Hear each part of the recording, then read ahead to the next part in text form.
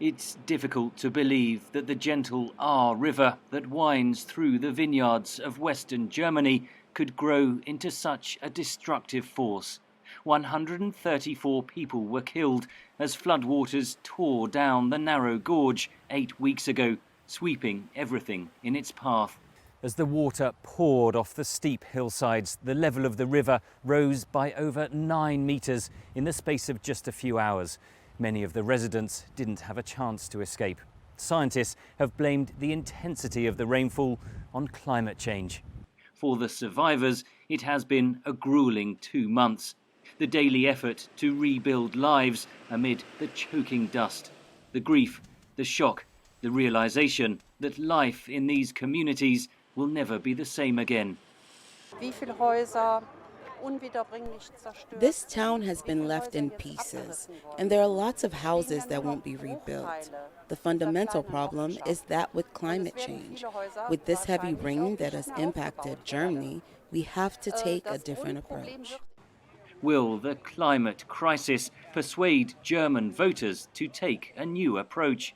Germany's Green Party is currently third in the polls, which shows support has actually fallen in recent weeks. The party blames a generational divide. We had summers of drought, we had extreme rain, we had a lot of problems in our forests. So we feel that climate change is actually real and is happening. However, we see a clear divide between younger and older people. Younger people under the age of 40 tend to prioritize environmental issues, climate issues in their voting decisions. Older people don't. There is a geographical divide too. In Saxony, in eastern Germany, lie some of Europe's largest lignite mines, commonly known as brown coal. It's among the most polluting and least efficient sources of energy. Germany plans to close all its brown coal mines like this one by 2038, and some want them shut down much sooner. But there are two big questions.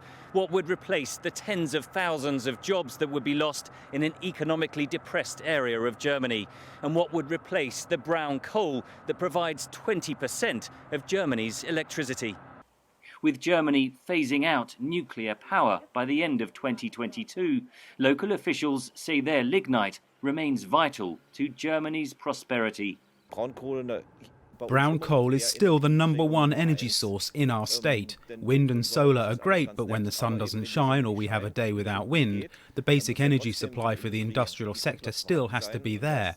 There is this East German saying, "I am a miner. Who can do more than me?" This basically says that as a miner, you are the foundation of the economy. Back in the Ahr Valley, many residents say they are too busy rebuilding to bother about politics. But there is also frustration. Of course, climate change was definitely part of the cause, but it was not the cause alone. They all kind of failed here. Merkel and her people, they failed. But I also believe the state politicians, they failed too. Merkel's successor faces daunting challenges, tackling the climate crisis while powering Europe's largest economy, reconciling the climate-conscious youth with older generations, and continuing to balance Germany's lingering economic divide between East and West. Henry Ridgwell for VOA News in Leipzig, Germany.